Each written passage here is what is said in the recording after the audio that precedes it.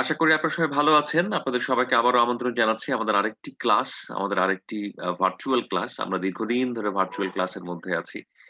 আ আশা করছি তার অবসান ঘটবে খুব তাড়াতাড়ি। আবার আমরা একসাথে আ ক্লাসে সমবেত হতে পারবো, আনন্দ করতে পারবো। ক্লাস মানে আনন্দ, আমি যতদূর বুঝি আরকি। তো সেই দিনের অপেক্ষা, আশা করছি সেই অপেক্ষা হয়তো আর খুব বেশি দীর্ঘায়িত হবে না। আমরা আজকে আলোচনা করতে চাই, আমরা যে আলোচনাটা করতে চাই সেটা হচ্ছে অ্যা আমাদের course radio and television program presentation. এই কোর্সে আমি আজকে যে আলোচনা করতে চাই সেটা হচ্ছে ইন্টারভিউইং নিয়ে, হ্যাঁ? ইন্টারভিউইং। ইন্টারভিউইং এর সাথে অর্থাৎ ইন্টারভিউ এর সাথে একটা জিনিস আপনারা দেখবেন আপনাদের কোর্স আউটলাইনে ১৫ নম্বর টপিক রয়েছে ইন্টারভিউইং। এটাকে আমরা ইন্টারভিউই বলছি কোর্সের আকারে। তো এটা যে আমরা পড়বো বা এটা যে আমরা পড়ছি এর সাথে মনে রাখা প্রয়োজন যে এই ইন্টারভিউ এর সাথে একেবারেই ওতপ্রোতভাবে একেবারেই চমৎকারভাবে যেটি জড়িয়ে আছে সেটা হচ্ছে টক শো। কারণ talk show is one kind of interview. এটা আমরা আগেও আলোচনা করেছি, আমরা আগেও জানি। তো talk show is one kind of interview. এই ইন্টারভিউটা শুরু করার আগে আপনি নিশ্চয়ই সবার কাছে খাতা কলম আছে আমি আশা করব। আ আপনারা একটু খাতায় কিছু জিনিস লিখবেন, হ্যাঁ? আমি একটু রেডি করে রেখেছি আপনাদের জন্য। আমরা এই পুরো কোর্সে ১৫ থেকে ২০ টা বা তার বেশি টিকা পড়বো, হ্যাঁ? টিকা। অর্থাৎ ছোট ছোট ঘটনা পড়বো। যে ঘটনাগুলো আমরা একটু জানবো, আমরা একটু আলাদাভাবে পড়বো যেটা আমাদের পরীক্ষায় কাজে লাগতে পারে। তো আজকে আমি ৫ টা টিকা আপনাদের জন্য আমি রেডি করে রেখেছি। এটা একটু লিখতে হবে, হ্যাঁ? এটা একটু লিখতে হবে। একটু রেডি হবেন আপনারা? হ্যাঁ। হ্যাঁ, আপু আসছেন? আচ্ছা ঠিক আছে দেখছি। ঠিক আছে। আপনারা একটু খাতা কলম রেডি করেন ১ মিনিটের জন্য।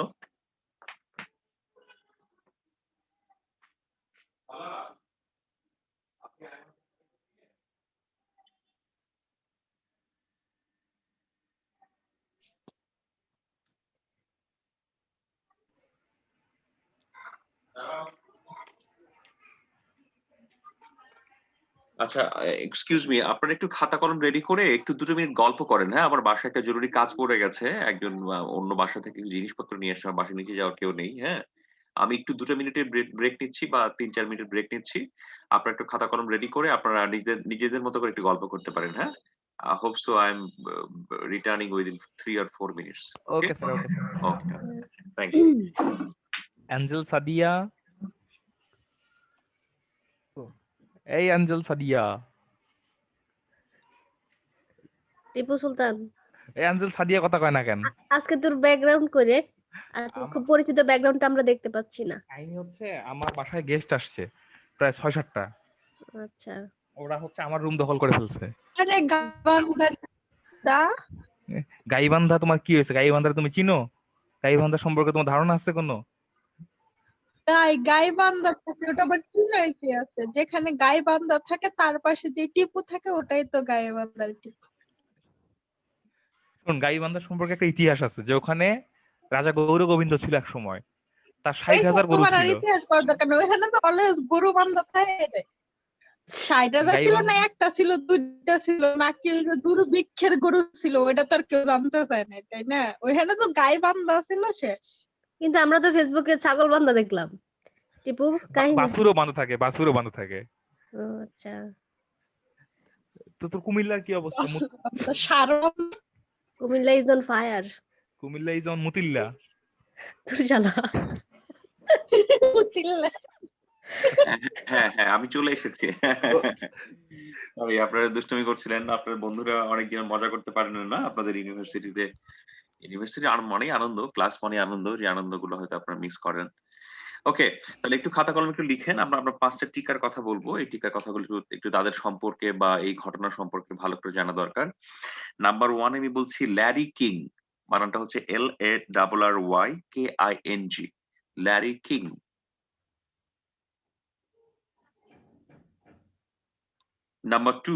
নাম্বার 2 তে হবে দূরদর্শন। আপনারা জানেন যে ভারতবর্ষে অর্থাৎ পুরো ভারতে একটা টেলিভিশন চ্যানেল আছে যার নাম দূরদর্শন। যে সাউথ এশিয়ার ১ম টেলিভিশন চ্যানেল। এই টেলিভিশন চ্যানেলে 1965 এ ১ম ৫ মিনিটের বুলেটিন দিয়ে সংবাদ শুরু হয়েছিল, হ্যাঁ? 1965 দূরদর্শন। দূরদর্শন প্রথমে অল ইন্ডিয়া রেডিও, প্রথম রেডিও প্রতিষ্ঠিত হয়েছিল আপনারা জানেন। রেডিও মনে হয় 1939 এর দিকে, 35 মনে হয় মোস্ট প্রবাবলি। তো তখন দেখুন রেডিও প্রতিষ্ঠিত হয়, তখন একটা কোম্পানি ছিল অল ইন্ডিয়া রেডিও। যখন দূরদর্শন প্রথম প্রতিষ্ঠিত হয় তখন এই দূরদর্শন পুরো টেলিভিশনটি আসলে অল ইন্ডিয়া রেডিওর আন্ডারে ছিল। পরে সেটা আলাদা হয়ে যায়। আচ্ছা, আরেকজন ব্যক্তি সম্পর্কে আমরা পড়বো, তার নাম হচ্ছে স্টিফেন জন সাকার। বানানটা হচ্ছে স্টিফেন, STEPHEN, স্টিফেন, JOHN, জন। আর বানানটা হচ্ছে SACKUR, সাকুর হয়ে যায় কিন্তু আসলে উচ্চারণটা করে সাকার, স্টিফেন সাকার। স্টিফেন সাকার সম্পর্কে আমরা পড়বো। আরেকজন ব্যক্তি সম্পর্কে আমরা জানবো, তিনি একজন টেলিভিশন অ্যাঙ্কর, টেলিভিশন প্রেজেন্টার, অত্যন্ত দেশ না বিশ্ববরেণ্য সাংবাদিক। তার নাম হচ্ছে ক্রিস্টিয়ান মারিয়া হেদিহ আমানপুর। তার পুরো নাম হচ্ছে ক্রিস্টিয়ান, আপনারা তো ক্রিস্টিয়ান আমানপুর নামেই চেনেন। নামের বানানটা এরকম CHRISTIANE, Christiane Maria, MARIA, Maria Heideh, HEIDEH, Heideh উচ্চারণটা, হেইদিহ আমানপুর, যাকে আমরা ক্রিস্টিয়ান আমানপুর নামেই বেশি চিনি। তো এই 5 জন ব্যক্তি সম্পর্কে আপনারা একটু পড়বেন, একটু জানবেন টিকা আকারে, যে কোনো সময় আপনাদের কাজে লাগতে পারে। আমি নিজেও আপনাদেরকে এই 5 জন ব্যক্তি সম্পর্কে তথ্য দিতে পারি। আচ্ছা, 3 নাম্বার কি বলেছি? ডেভিড ফ্রস্ট কি বলেছি? David frost. আচ্ছা, তাহলে আরেকটা লিখেন, ডেভিড ফ্রস্ট। David frost. তাহলে মোট আমরা 5 জনকে পেলাম না? ল্যারি কিং দূরদর্শন, স্টিফেন জন সাকার, ক্রিস্টিয়ান মারিয়া হেদিহ আমানপুর, আর হচ্ছে ডেভিড ফ্রস্ট। এই 5 জন ব্যক্তি সম্পর্কে আপনারা একটু ছোট্ট করে উইকিপিডিয়াতে পাবেন, বিভিন্ন জায়গাতেও আলোচনা করে তথ্য পাবেন। হ্যাঁ, তো নানাভাবে তথ্যপত্র পাওয়া যায় এই 5 জন সম্পর্কে। আপনারা একটু জানবেন। ওকে, আমি একটু আলোচনায় আসি। আলোচনাটা শুরু করার আগে আপনাদেরকে আমি একটু একটা ভিডিও দেখাতে চাই। এই ভিডিওটা একটু আপনারা দেখবেন, পুরোপুরি দেখার দরকার নেই। পুরোপুরি দেখার আমরা হয়তো একটু দেখবো। আমরা একটা শোর কথা, আপনারা কি একটা স্ক্রিন দেখতে পাচ্ছেন? একটা স্ক্রিন দেখতে পাচ্ছেন কি ইউটিউবের? হ্যাঁ স্যার, দেখতে পাচ্ছি।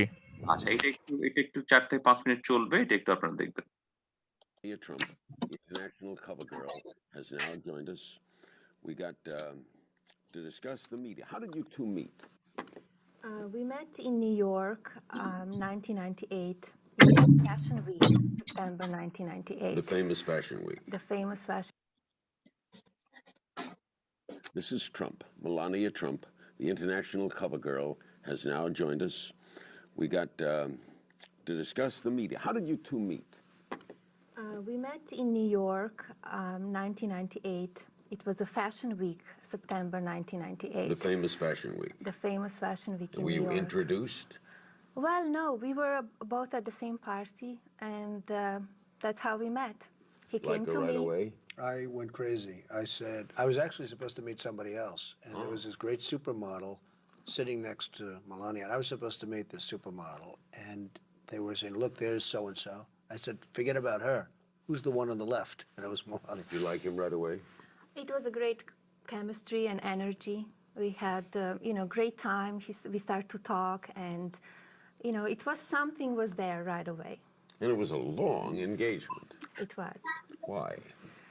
Well, we just had a great time, and we didn't worry about it, and, just live lives. And then one day, surprise. How did the proposal take place? Well, we were together. to us. We were together 5 years.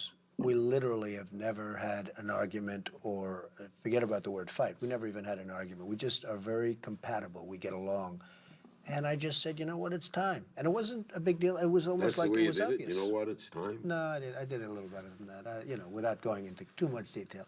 But it was time, and we just have a very good relationship. And Melania, by the way, is on the latest cover of Weddings from InStyle magazine. Yes. You're the wedding cover. Why? And she's on the cover of Vogue. That's right. Also. That was before, that came out before the wedding, a few days before. Did you? ওকে, আমরা একটা show দেখলাম। শোর একটা ছোট্ট অংশ।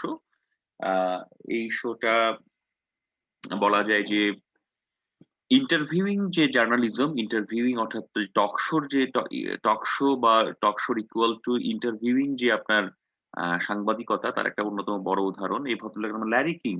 Larry king সম্পর্কে একটু বলতে পারেন আমাদেরকে? এই ভদ্রলোকের কি যেন ঘটেছে কিছুদিন আগে, কেউ বলতে পারেন ল্যারি কিং সম্পর্কে?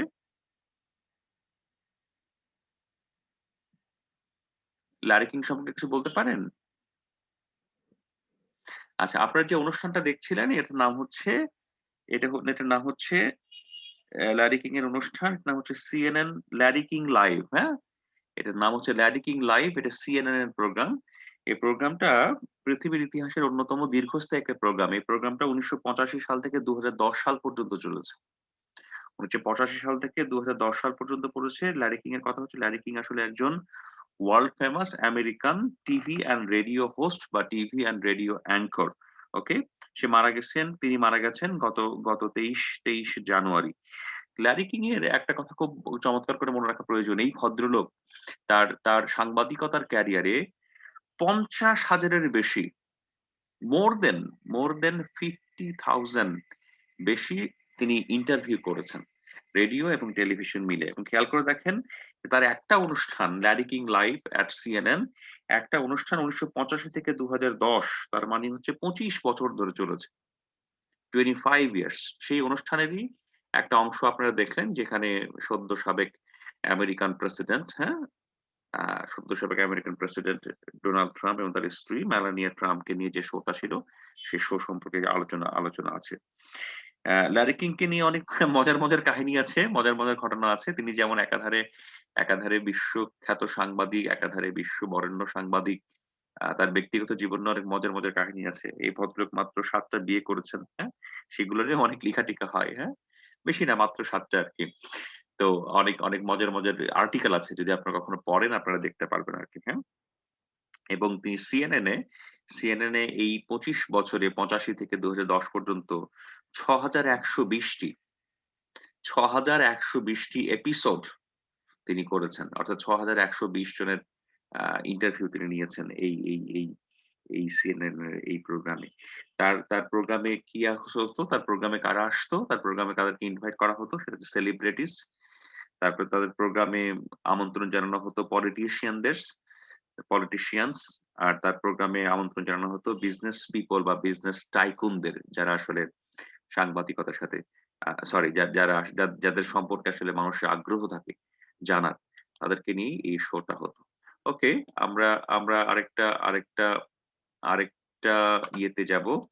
আমরা আরেকটা স্লাইড শেয়ারে যাব। আপনারা কি একটা স্লাইড দেখতে পাচ্ছেন? দেখতে পাচ্ছেন না?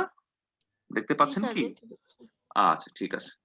তো এখানে দেখেন আমি একটা স্লাইড এখানে তৈরি করেছি। যাকে বলা হচ্ছে ইন্টারভিউইং অ্যান্ড টিভি শোজ, হ্যাঁ?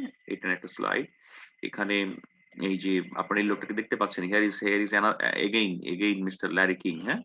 ল্যারি কিংকে আবারও দেখা যাচ্ছে। এখানে ল্যারি কিং সম্পর্কে কিছু তথ্যও আছে। আমেরিকান টেলিভিশন রেডিও হোস্ট, ৫০,০০০ বেশি ইন্টারভিউ করেছেন, হ্যাঁ? তিনি ১ম দিকে দ্য ল্যারি কিং শো নামের শো করতেন। এটা রেডিওতে WMBM নামে রেডিওতে। তারপরে তিনি CNN এ করেছেন যে প্রোগ্রামটা Larry king live. Larry king শুধুমাত্র আ ওই যে বললাম যে গুরুত্বপূর্ণ ব্যক্তি তাদেরই ইন্টারভিউ করেছেন এবং এটা অত্যন্ত জনপ্রিয় অনুষ্ঠান ছিল। ল্যারি কিং এর একটা খুব গুরুত্বপূর্ণ শো ছিল আ রাশিয়ার প্রেসিডেন্ট ভ্লাদিমির পুতিনকে নিয়ে, হ্যাঁ? ভ্লাদিমির পুতিন কথা বলেছিলেন ল্যারি কিং এর শোতে, সেটা পরে আলোচনা। আমরা ল্যারি কিং থেকে একটু এগিয়ে যাই। এই ল্যারি কিং থেকে একটু এগিয়ে গেলেই আমরা আরেকজনকে দেখতে পাই। তার নাম হচ্ছে এটা ল্যারি কিং এর আরেকটা শো। আপনারা দেখতে পাচ্ছেন ডোনাল্ড রামসফিল্ড এর সাথে, তিনি মনে হয় আমেরিকার প্রতিরক্ষা মন্ত্রী ছিলেন। তার সাথে তার একটা শো ছিল, সেটার কথা। ওকে, এটা একটু দেখেন। এটা বাম পাশে যাকে আপনারা দেখতে পাচ্ছেন তার নাম হচ্ছে ডেভিড ফ্রস্ট। ডেভিড ফ্রস্ট চাকরি করেছেন মূলত বিবিসিতে, হ্যাঁ? বিবিসিতে তিনি ইন্টারভিউ করেছেন, ব্রডকাস্ট জার্নালিস্ট হিসেবে কাজ করেছেন, অ্যাঙ্কর হিসেবে কাজ করেছেন এবং ব্রেকফাস্ট উইথ ফ্রস্ট, হ্যাঁ? একটা বড় প্রোগ্রাম ছিল আ বিবিসিতে। সেই প্রোগ্রামটা তিনি দীর্ঘদিন করেছেন। অর্থাৎ ইউরোপ আমেরিকার টেলিভিশনে একটা শো হয়, ব্রেকফাস্ট শো। সকালবেলা একটা শো হয়। সেই সকালবেলার শোতে অতিথিরা আসেন। সকালবেলার শোতে সংবাদপত্র নিয়ে আলোচনা করা হয়। তারা চা খান এবং একটা একটা একটা খুবই আনন্দদায়ক মুডে শোটা পরিচালিত হয়। এরকম ব্রেকফাস্ট শো পৃথিবীর ইউরোপ, আমেরিকার সকল টিভি চ্যানেলেই আছে এবং এরকম ব্রেকফাস্ট শো বাংলাদেশেও শুরু হয়েছে। যমুনা টিভিতেও হয়, হ্যাঁ? সকালের বাংলাদেশ আপনারা খেয়াল করে দেখবেন। অন্যান্য টিভিতেও এরকম সকালের বাংলাদেশ বা সকাল সুপ্রভাত বাংলাদেশ এমন টাইপের কিছু নাম দিয়ে আপনার বিভিন্ন শো আছে। আমরা যাকে এখন দেখতে পাচ্ছি এটা হচ্ছে টনি ব্লেয়ার, ব্রিটিশ প্রধানমন্ত্রী, টলিউডের সাবেক প্রধানমন্ত্রী আর হচ্ছে ডেভিড ফ্রস্ট। আমরা আরেকটা শোর কথা দেখি যে বাংলাদেশের টক শো অর্থাৎ বাংলাদেশের ইন্টারভিউইং শোর আসলে সূচনা হয়েছিল যার মাধ্যমে আরকি জনাব জিল্লুর রহমান। তিনি চ্যানেল আই তে শো করেন। 'তৃতীয় মাত্রা' আপনারা জানেন। 'তৃতীয় মাত্রা' এখন হয়তো অতটা জনপ্রিয় নেই। 'তৃতীয় মাত্রা' নিয়ে কিছু বিতর্কও আছে। কিন্তু 'তৃতীয় মাত্রা' বাংলাদেশের শুরুর দিককার টক শো হিসেবে, শুরুর দিককার অনুষ্ঠান হিসেবে কিন্তু খুবই জনপ্রিয় ছিল। এখনো জনপ্রিয়তা আছে কিন্তু এখন হয়তো সেই মাত্রায় আর নেই। এখন জনপ্রিয়তার মাত্রায় যে চ্যানেলটি বেশি এগিয়ে তার নাম ছিল হচ্ছে 'আজকের বাংলাদেশ'। খালেদ মহিউদ্দিন এখন আর 'আজকের বাংলাদেশে' নেই। তিনি চলে গেছেন DW তে, ডয়েচে ওয়েলেতে। আ কিন্তু তার শোটি কিন্তু খুবই জনপ্রিয় হয়েছিল বাংলাদেশে। তিনি অত্যন্ত চাঁচাছোলাভাবে, অত্যন্ত চমৎকারভাবে সাংবাদিকতার নরমস মেনে তিনি প্রশ্ন করতেন, ইন্টারভিউ করতেন। জটিল প্রশ্ন করতেন, কুটিল প্রশ্ন করতেন, হাস্যরসের প্রশ্ন করতেন, হাসতেন। যার কারণে তিনি খুবই জনপ্রিয় ছিলেন। আমরা তার আরেকটা ছবি এখানে দেখতে পাচ্ছি। একটা প্রোগ্রামের শোর আ এটাকে কি বলবো? বিজ্ঞাপন। এটা আজকের বাংলাদেশের বিজ্ঞাপন, অধিভুক্তি, বয়স, কোটা। খালেদ মহিউদ্দিনের ছবি আছে এখানে। আচ্ছা। ঠিক আছে, আমরা একটু সামনের দিকে যাই। আমরা যে মূল আলোচনা করছি ইন্টারভিউ। আমরা সবাই জানি যে ইন্টারভিউ সাংবাদিকতার জন্য খুবই গুরুত্বপূর্ণ বিষয়। কারণ ইন্টারভিউর মাধ্যমে কি করা হয়? ইন্টারভিউর মাধ্যমে আসলে তথ্য-উপাত্ত সংগ্রহ করা হয়। আমি আপনাদেরকে ইন্টারভিউর প্রকারভেদ নিয়ে আলোচনাটা করছি এখন। এটা পেজ নাম্বার ২৬২ চ্যাপ্টার 14 রিপোর্টিং যে বইটি, সেই রিপোর্টিং বইয়ের 4th এডিশনে এই আলোচনাটি আছে। এই আলোচনাটি আছে। আমি বইটার কাভারটা আপনাদেরকে দেখিয়ে দিই। এটা হচ্ছে কাভার। এটা হচ্ছে বইটির কাভার। একটু দেখে রাখেন যে এই বইটির ২৬২ পৃষ্ঠা থেকে আসলে আমি একটু আলোচনা করার চেষ্টা করছি। তো এই বইয়ে ২৬২ পৃষ্ঠায় খুবই স্পষ্ট করে সহজ করে বলা হচ্ছে ইন্টারভিউ সম্পর্কে, ইন্টারভিউ কেন গুরুত্বপূর্ণ, ইন্টারভিউ কেন করা হয়, ইন্টারভিউ প্রকারভেদ কি, হ্যাঁ? সব আলোচনা এখানে আছে। আমি যদি খুব সহজ করে বলি যে ইন্টারভিউ কেন করা হয়? ইন্টারভিউ করা হয় তথ্য সংগ্রহের জন্য। ইন্টারভিউ কেন করা হয়? ইন্টারভিউ করা হয় হচ্ছে আ পাঠক বা দর্শক শ্রোতার মনের চাহিদা পূরণ করার জন্য। ইন্টারভিউ কেন করা হয়? ইন্টারভিউ করা হচ্ছে যে কোনো একটা বিষয় সম্পর্কে আরো বিস্তারিত জানার জন্য। ইন্টারভিউ থেকে আমরা তথ্য পাই, ইন্টারভিউ থেকে আমরা মতামত পাই, ইন্টারভিউ থেকে আমরা মূলত তথ্য আর মতামতই। তথ্য পাই, মতামত পাই এবং হাস্যরসাত্মক অনেক বিষয়ও ইন্টারভিউয়ের মধ্যে থেকে থাকে। আ এই বইটির ভাষ্য অনুযায়ী দ্য রিপোর্টিং বইটির 4th এডিশনের ভাষ্য অনুযায়ী বলা হচ্ছে ইন্টারভিউ ৩ প্রকার। একটা বলা হচ্ছে নিউজ ইন্টারভিউ, একটা বলা হচ্ছে সিম্পোজিয়াম ইন্টারভিউ, এটাকে বলা হচ্ছে personality interview. I repeat, news interview, symposium interview আর হচ্ছে পার্সোনালিটি ইন্টারভিউ। নিউজ ইন্টারভিউ সম্পর্কে আমরা সবাই জানি সাংবাদিকরা যে প্রতিদিন যে ইন্টারভিউ করেন সেটাই হচ্ছে নিউজ ইন্টারভিউ।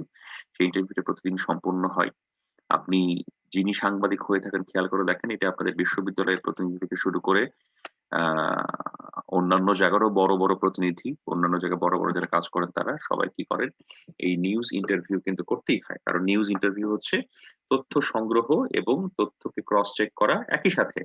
তথ্য সংগ্রহ, তথ্য ক্রস চেক অর্থাৎ যাচাইকরণ এবং অনেক ক্ষেত্রে কোনো কিছুকে এন্ডোর্স করতে অর্থাৎ আপনি তথ্য পেয়েছেন সেটাকে সেই সম্পর্কে মতামত নিতে, সেই সম্পর্কে এন্ডোর্স করতে আসলে ইন্টারভিউ ব্যবহার করা হয়। সেজন্য খেয়াল করে দেখবেন বড় ইনভেস্টিগেশন যখন হয় তখন যদি কোনো বিষয়ে কারো বক্তব্য প্রয়োজন হয় সেখানে কিন্তু অ্যাপ্রোচ করা হয়, হ্যাঁ? এবং সেই অ্যাপ্রোচটা করার পরে তিনি উত্তর দিতে পারেন, না দিলে না দিতে পারেন। কিন্তু অ্যাপ্রোচটা কিন্তু ঠিকভাবে করা হয়। ওকে? আচ্ছা তারপরে হচ্ছে সিম্পোজিয়াম ইন্টারভিউ। আমরা জানি যে সাংবাদিকতা জগতের অনেক ধরনের কনফারেন্স সংগঠিত হয়। অনেক ডিসকাশন হয়, অনেক ধরনের মিটিং হয়। এই মিটিং গুলো একটা বিষয় হতে পারে, মিটিং গুলো ২ টো বিষয় হতে পারে, মিটিং গুলো ৩ টে বিষয় হতে পারে। ধরে নেন কোথাও একটা কনফারেন্স হচ্ছে। সেই কনফারেন্সের একটা বৈজ্ঞানিক কনফারেন্স অথবা একটা পলিটিক্যাল কনফারেন্স। সেই কনফারেন্সটি সম্পূর্ণ করার জন্য সেই কনফারেন্সটি কাভার করার জন্য যখন সাংবাদিকরা প্রশ্ন করেন, একটি বিষয়ে অথবা একাধিক বিষয়ে প্রশ্ন করেন, সেটাকে বলা হচ্ছে সিম্পোজিয়াম ইন্টারভিউ। আরেকটা ইন্টারভিউর কথা আমরা বলতে চাচ্ছি, সেটা কি পার্সোনালিটি ইন্টারভিউ। যে ইন্টারভিউটা আপনারা দেখলেন, আপনারা ডোনাল্ড ট্রাম্পকে দেখলেন, তার স্ত্রীকে দেখলেন, একজন বিজনেস টাইকুন, আরেকজন হচ্ছেন সুপার মডেল। একজন বিজনেস টাইকুন এবং সুপার মডেল, একটা কম্বিনেশন, যেটা হচ্ছে ল্যারি কিং শোর অন্যতম বড় বিষয় ছিল। ল্যারি কিং শোতে কি কি ছিল আমরা একটু আগে আলোচনা করে খুব চমৎকার করে বলেছি। এই ল্যারি কিং শোতে কি থাকে?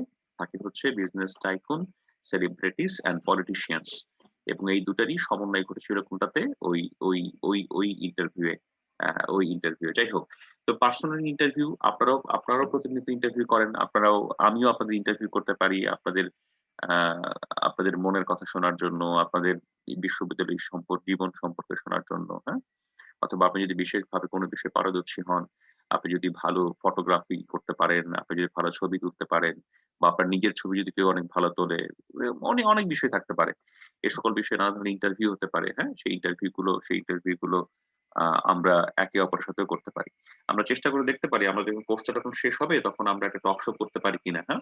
আমাদের ক্লাসের মধ্যে আপনারা কেউ হোস্ট হলেন, আমি গেস্ট হলাম, অথবা কেউ আরো ২ জন গেস্ট থাকলো। আমরা কোনো একটা বিষয় নিয়ে একেবারে টক শোর মতো করে আলাপ করতে পারি কিনা, যাতে আপনাদের ভয় ভেঙে যায়, হ্যাঁ? আপনার ইন্টারভিউটা সম্পন্ন করলেন এবং টেলিভিশন টক শোর যে প্যাটার্ন, টেলিভিশন টক শোর যে আলোচনার বিষয়, সেটা সম্পর্কেও আসলে আসলে আলোচনা হতে পারে। আমি আরেকটু সামনের দিকে আসি। আচ্ছা, এটা আরেকটা এটা আরেকটা ভাগ ইন্টারভিউ টাইপস এর। এই ভাগটা নেওয়া হয়েছে page number 207, chapter 7, writing for television, radio and new media, যে বইটি, সেই বই থেকে নেওয়া হয়েছে, হ্যাঁ? এই বইয়ের আলোচনা থেকে আপনাদের এই ভাগটা নেওয়া হয়েছে। এখানে কি বলা হচ্ছে? ইন্টারভিউ কয় প্রকার? ইন্টারভিউ যে ৩ প্রকার। তারা কি বলছেন? তারা বলছেন অপিনিয়ন ইন্টারভিউ। ২ নাম্বার বলছে দ্য ইনফরমেশন ইন্টারভিউ। ৩ নাম্বারটা কমন, এর আগে আমরা আলোচনা করলাম, সেটা হচ্ছে পার্সোনালিটি ইন্টারভিউ। অর্থাৎ ইন্টারভিউ এর প্রকারভেদে ৩ টা দিক আমরা জানতে পারলাম। এই প্রকারভেদের মধ্যে এখানে নতুন, সেটা হচ্ছে অপিনিয়ন ইন্টারভিউ। ইনফরমেশন তো আমরা সবাই জানি যে আপনি কারো কাছে কোন তথ্য জানতে চান, আপনি ইন্টারভিউ করেন। ঠিক আছে? আপনি যদি সাংবাদিক হয়ে থাকেন, আপনি আজকে জগন্নাথ বিশ্ববিদ্যালয়ের রেজিস্ট্রার মহোদয়, জগন্নাথ বিশ্ববিদ্যালয়ের ভিসি মহোদয়কে ফোন দিতে পারেন। ফোন দিয়ে বলতে পারেন যে, "স্যার, ঢাকা ইউনিভার্সিটিতে খোলার সিদ্ধান্ত হয়ে গেল। আমাদের ইউনিভার্সিটি কবে খুলবে?" আপনি প্রশ্ন করতে পারেন যে, "আমাদের ছাত্রী হলে শিক্ষার্থীদের ওঠানোর ব্যবস্থাটা কবে হবে?" এই বিষয়গুলো কিন্তু আপনি প্রশ্ন করতে পারেন। আবার হতে পারে এটা কি ইনফরমেশন ইন্টারভিউ, যে কবে হবে, কিভাবে হবে, হ্যাঁ? কখন হবে? Information interview. আবার আপনি অপিনিয়ন ইন্টারভিউটা কি? খুব সহজ করেই। যেমন ধরেন, এখন আমরা ফেব্রুয়ারি মাসে চলে আসছি, হ্যাঁ? ফেব্রুয়ারি মাসে চলে আসছি। আপনি একজন বিদ্বান ব্যক্তি, গুণী ব্যক্তি বা একজন বুদ্ধিজীবীর কাছে গেলেন এবং যে ১ম এই প্রশ্ন করলেন বা জানতে চাইলেন যে, আমরা যে ১৯৫২ সালে ভাষার জন্য প্রাণ দিয়েছিলাম, কিন্তু বাংলা ভাষার আসলে ব্যবহার বা বাংলা ভাষার মর্যাদা রাষ্ট্রীয়ভাবে কতটুকু রক্ষা করা হচ্ছে, আপনার মতামত জানতে চাই। অপিনিয়ন, আপনি অপিনিয়ন জানতে চান। তো এটা হচ্ছে অপিনিয়ন ইন্টারভিউ। আপনারা জানেন পার্সোনালিটি ইন্টারভিউ হচ্ছে এভরিথিং। আপনি সাকিব আল হাসানের একটা ইন্টারভিউ করলেন, একটা পার্সোনালিটি ইন্টারভিউ। বাংলাদেশের ধরেন সেলিব্রিটি নায়ক-নায়িকা এখন কে আছে, তাদের আপনি ইন্টারভিউ করলেন, সেটা হতে পারে। আমি ব্যক্তিগতভাবে ইন্টারভিউ করার সুযোগ পেলে অনির্বাণ ভট্টাচার্যের ইন্টারভিউ করতাম। আপনারা জানেন যে কলকাতার অভিনেতা অনির্বাণ ভট্টাচার্য অত্যন্ত চমৎকার অভিনয় করেন। তার পার্সোনালিটি সম্পর্কে আমার খুব জানার আগ্রহ, হ্যাঁ? তার ব্যক্তি জীবন, তিনি বিয়ে করেছেন এবং তিনি কোন সেলিব্রিটিকে বিয়ে করেননি, তারই বন্ধুকে বিয়ে করেছেন। যিনি হয়তো আমাদের সমাজ কাঠামোই সৌন্দর্যের যে মাপকাঠি, সেই মাপকাঠিতে হয়তো তিনি উম সেভাবে সুইটেবল নয়। তারপরেও তাকে তিনি বিয়ে করেছেন। খুব সাদামাটা জীবনযাপন করেন। খুব সাবমিসিভ, খুব বিনয়ী একজন মানুষ। তো এই মানুষটি সম্পর্কে আমার জানার অনেক আগ্রহ। তো আমার যদি কখনো সুযোগ হতো, আমি এই মানুষটার ইন্টারভিউ করতাম। আমি অঞ্জন দত্তের ইন্টারভিউ করতাম যদি কখনো সুযোগ থাকতো আরকি। যাই হোক, এরকম অনেক বিষয় আমি ইন্টারভিউ করি মাঝে। আপনারা হয়তো YouTube এ দেখেন। YouTube এ লিঙ্ক দেখেন অথবা Facebook এ দেখেন। আমার বাংলাদেশের ইতিহাস, ঐতিহ্য, সংস্কৃতি সম্পর্কে একটা আগ্রহ আছে। সে আগ্রহের প্রেক্ষাপটে আমি StreamYard এ আলোচনা করি, হ্যাঁ? This is part of interview. তো যাই হোক, আমরা আমরা আজকে ইন্টারভিউ এবং টক শো দুটার সমন্বিত যে আলোচনা, সেই আলোচনাটি শুরু করলাম। সেই আলোচনাটি আমাদের এগিয়ে এগিয়ে চলবে আরো। আগামী দিন আমরা ইন্টারভিউ এর জন্য প্রস্তুতির কি দরকার হয়, অর্থাৎ ইন্টারভিউ বেসড টক শোর জন্য প্রস্তুতির কি দরকার হয়। খালেদ মহিউদ্দিন কি শুধুমাত্র একটা কাগজের হাতে কটা কাগজ নিয়ে স্টুডিওতে ঢুকে যান, নাকি তার প্রস্তুতি থাকে? ক্রিস্টিয়ান আমানপুর কি হুট করে স্টুডিওতে ঢুকে যান, না তার কোনো প্রস্তুতি থাকে? ঠিক আছে? আমরা যদি স্টিফেন সাকারের কথা বলি, সে কি হুট করে ঢুকে যান, নাকি তার কোনো প্রস্তুতি থাকে, সেটা আমাদের দেখতে হবে। আবার যখন a television host, talk show anchor বা প্রেজেন্টার, তিনি তার অতিথিদের সাথে কিভাবে আচরণ করবেন, সেটা নিয়েও একটা আলোচনার কথা আছে, সেটা নিয়েও একটা আলোচনার বিষয় আছে। সেটা কিভাবে হবে, সেটা হয়তো আমরা আমরা আমরা আমরা দেখার চেষ্টা করব। তো আগামী ক্লাসগুলোতে এই আলোচনাগুলো সামনে এগোবে। তো আমি আজকে ইন্টারভিউ আলোচনাটা শুরু এবং ইন্টারভিউ আলোচনাটার প্রকারভেদ টুকুতেই থামছি। আপনাদের কিছু প্রশ্ন থাকলে, কোনো জিজ্ঞাসা থাকলে সেটা শুনে আজকে আমি ক্লাসটা শেষ করতে চাই। পরবর্তী দিনে আমরা ইন্টারভিউ এর নানা ধরনের দিক, তার মধ্যে অন্যতম হচ্ছে যে ইন্টারভিউ করতে কি ধরনের প্রস্তুতি প্রয়োজন সেটি, এবং ইন্টারভিউ করার ক্ষেত্রে কি করা যাবে না সেটি, এবং ইন্টারভিউ করতে যেয়ে আমরা কি ভুল করি সেটি।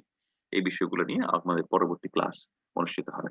আমি এখন এখান থেকে বেরিয়ে আপনাদের কাছ থেকে কিছু প্রশ্ন বা মতামত প্রত্যাশা করছি।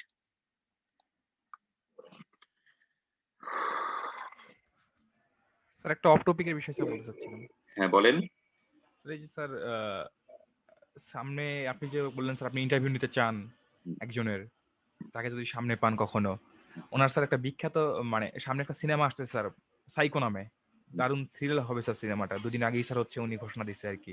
আচ্ছা, আচ্ছা, সাইকো নতুন করে জানলাম আপনার কাছ থেকে। আমার এটা জানা ছিল না। হ্যাঁ, ট্রেইলার লঞ্চ হয়েছে কি? এখনো হয়নি মনে হয়, না? না স্যার ওটা হচ্ছে গতকালকেই স্যার হচ্ছে ঘোষণা করছে, এবং এটা স্যার হচ্ছে সাউথ ইন্ডিয়ান মুভি আনজাম পাথিরা থেকে হচ্ছে রিমেক হচ্ছে স্যার এটা। আচ্ছা, আচ্ছা, আচ্ছা, আমি দেখব। অবশ্যই দেখব। তো ধন্যবাদ, আপনি আমাকে একটা সিনেমার খোঁজ দিলেন। আমি সিনেমা দেখি প্রচুর। আপনাদের হেল্পও নিই সিনেমা দেখার জন্য। So thank you so much. আপনারা কেউ কিছু বলবেন? রাফসানজানি খান, ডলি শারমিন, কানিন সুবর্ণা ঋতু, সায়েদা ইসলাম। আমাদের ক্লাসের পার্টিসিপেন্টের সঙ্গে খুব কমে গেছে। আমরা ইউনিভার্সিটিতে ক্লাস করতে চাই, হ্যাঁ? এটা আপনারা যে কষ্ট করে কয়েকজন ক্লাসে আসছেন, আমি খুবই কৃতজ্ঞতা প্রকাশ করছি আপনাদের প্রতি, হ্যাঁ? কিন্তু খুবই কমে গেছে আমাদের সংখ্যা। যাই হোক, আমাদের আলোচনাও শেষ হয়েছে। হ্যাঁ, ডলি বলেন, হ্যাঁ।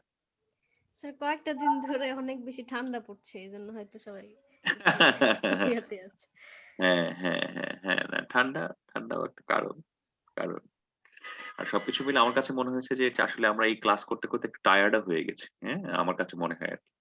এটা এটা এটা ১ম দিকে হয়তো খুব আনন্দ নিয়ে আমরা অনলাইনে ক্লাস করেছি। কিন্তু এখন এটা আর ভালো লাগে না। হ্যাঁ? আমার নিজেরও ভালো লাগে না। আমি আপনাদেরকে স্যার বলা হয়েছিল যে মানে হচ্ছে প্রথমত বলা হলো যে ফেব্রুয়ারি 4 তারিখ থেকে মানে হচ্ছে খোলার একটা প্রস্তুতি নিচ্ছে। হুম, এরপর বলল যে 14 তারিখের পরে। হুম। কিন্তু এখন আবার প্রাইম মিনিস্টার আবার বলছেন যে আহ, ফেব্রুয়ারি বা মার্চের সিদ্ধান্ত নিয়ে দেখা যাবে যে কবে খোলে। কিন্তু আদৌ কি আসলে কি এবছর খুলবে নাকি মানে হচ্ছে ঈদের পরে বা না, রোজার না, পরে? না, না। মার্চে ইউনিভার্সিটি শতভাগ খুলে যাবে। আপনার কোনো সন্দেহ নেই। মার্চে ইউনিভার্সিটি 100% খুলবে। মার্চে আচ্ছা। যে আপনি ইউনিভার্সিটি খুলবে তাতে কোনো সন্দেহ নেই। বরঞ্চ আমি দেখি ঢাকা ইউনিভার্সিটি মার্চে খুলছে তো, আমি দেখি আমাদের ইউনিভার্সিটি তার আগে খুলে যাবে।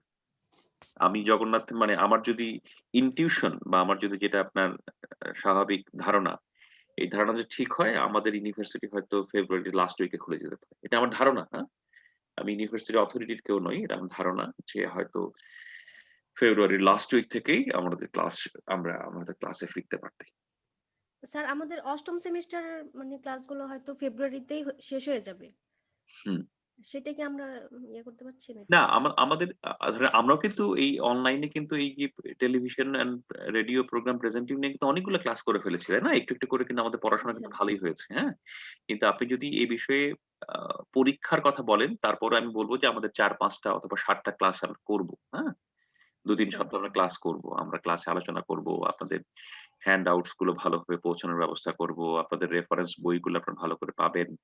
আমরা যে টিকাগুলো পড়ছি, টিকাগুলোর একটা সমন্বিত তালিকা করব, হ্যাঁ? যে আমরা ১৫-২০ টা টিকা পড়ব, সেই সম্পর্কে আলোচনা করব। তার মানে আপনাদের পরীক্ষার জন্য যে সকল প্রস্তুতি, সেগুলো আমরা ভালো করে নিব আরকি, হ্যাঁ? সেগুলো সুন্দর করে রেডি করব। স্যার আমাদের হচ্ছে যে মানে হচ্ছে মোটামুটি আমরা ম্যাক্সিমামই কিন্তু হচ্ছে পরীক্ষাটা দিতে চাই আর কি, 7 সেমিস্টার এক্সামটা আমাদের কি সেটা মার্চে হওয়ার সম্ভাবনা কি আছে? না, এগুলো সিদ্ধান্ত তো ধরেন একাডেমিক কাউন্সিল এবং ইউনিভার্সিটির সিদ্ধান্ত। এই বিষয়ে আমি কিছু বলতে পারব না। তবে আমি যেটা ধারণা করি সেটা হচ্ছে আপনি ইউনিভার্সিটি খোলার পরে মাসখানেকের পর থেকে আপনাদের পরীক্ষার প্রক্রিয়াগুলো শুরু হবে। এটা আমার ধারণা। আবারও বলছি, এটাও আমার ধারণা। জি স্যার। যে ইউনিভার্সিটি খোলার পরে ১ সপ্তাহ পরে আপনার পরীক্ষা হবে না। আমার ধারণা ইউনিভার্সিটি খোলার পরে ৩ থেকে ৪ সপ্তাহের মাথায় আপনাদের ডিউ পরীক্ষাগুলো এগুলোর কার্যক্রম শুরু হবে। ও আচ্ছা। এটাও আমার ধারণা কিন্তু, হ্যাঁ? আমি কিন্তু ইউনিভার্সিটি অথরিটির অত বড় দায়িত্বপ্রাপ্ত কেউ নই। হ্যাঁ? জি স্যার, বুঝতে পারছি। হ্যাঁ, ঠিক আছে। আর কারো কোনো প্রশ্ন?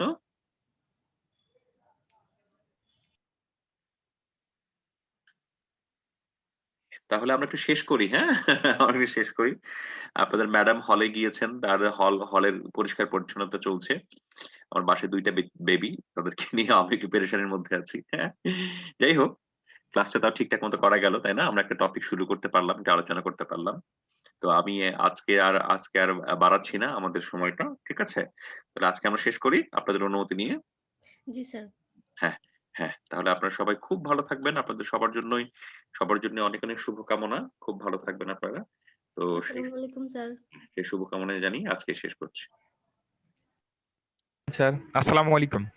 ওয়ালাইকুম আসসালাম। আপনারা অনেক ভালো থাকবেন। দেখা হবে। আমরা আশা করি খুব দ্রুত আমরা ক্লাসে ফিরতে পারবো। সবাইকে শুভকামনা।